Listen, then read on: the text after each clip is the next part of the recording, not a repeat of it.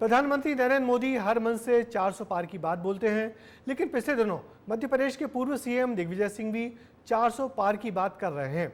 छत्तीसगढ़ के सीएम भी लगभग इसी आंकड़े की बात कर रहे हैं।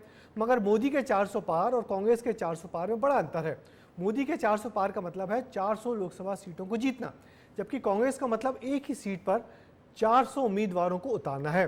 मगर सवाल उठता है कि एक ही सीट पर इतने ज्यादा उम्मीदवार उतारने का कांग्रेस को आखिर क्या फायदा मिलेगा।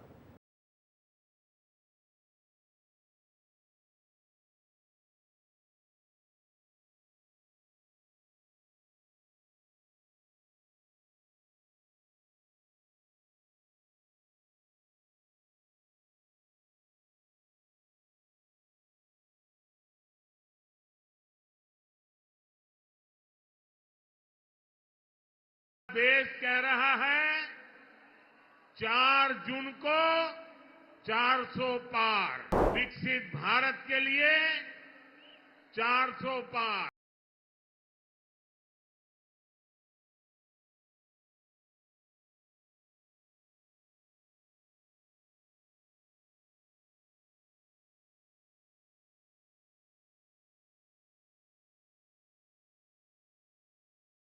सर्वसम्मति से पारित प्रस्ताव, राजनीतिक प्रस्ताव में ये उल्लेख किया गया था कि जनमानस में ईवीएम के द्वारा चुनाव कराने में लोगों को शंका है।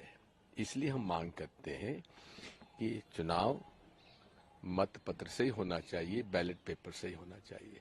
ईवीएम को रोकने क्या उपाय है? तो मैंने निर्वाचन आयोग के जो प्रश्नोत्तरी है, जिसमें प्रश्न क्रमांक 303, उसका उल्लेख मैंने किया कि 384 नोटा सहित यदि नामांकन करते हैं और कैंडिडेट रह जाते हैं तो वहां फिर ईवीएम से चुनाव नहीं होगा।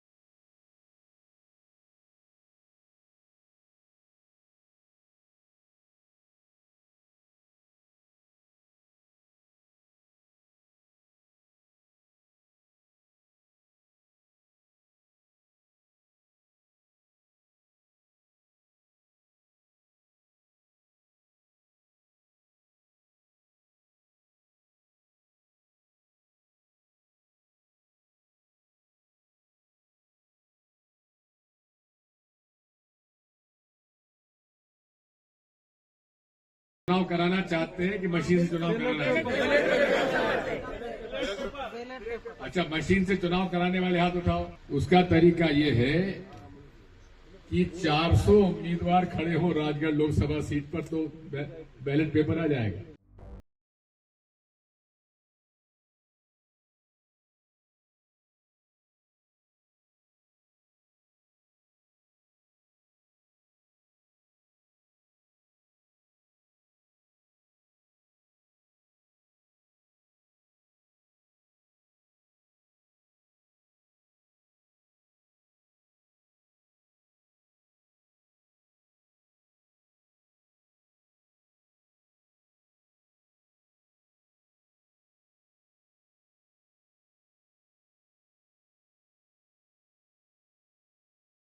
इमरजेंसी की मानसिकता वाली कांग्रेस का भरोसा अब लोकतंत्र पर नहीं बचा है। इसलिए वो अब जनादेश के विरुद्ध लोगों को भड़काने में जुट गई।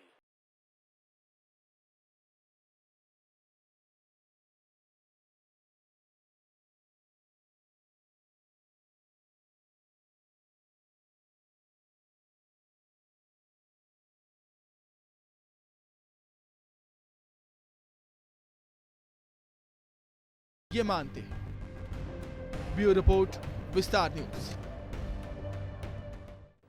मोदी की आज की रैली भले ही उत्तराखंड में थी, मगर आज उन्होंने मध्य प्रदेश और छत्तीसगढ़ के दोनों यानी कि कांग्रेस के पूर्व सीएम को मैसेज दिया कि लोकतंत्र में हार को स्वीकार किया जाए, ना कि चुनाव आयोग जैसी संस्था पर हर बार सवाल उठाए जाए। कहीं ना कहीं कांग्रेस को ईवीएम को छोड़कर ग्राउंड पर अब मेहनत करने की भारी जरूरत है।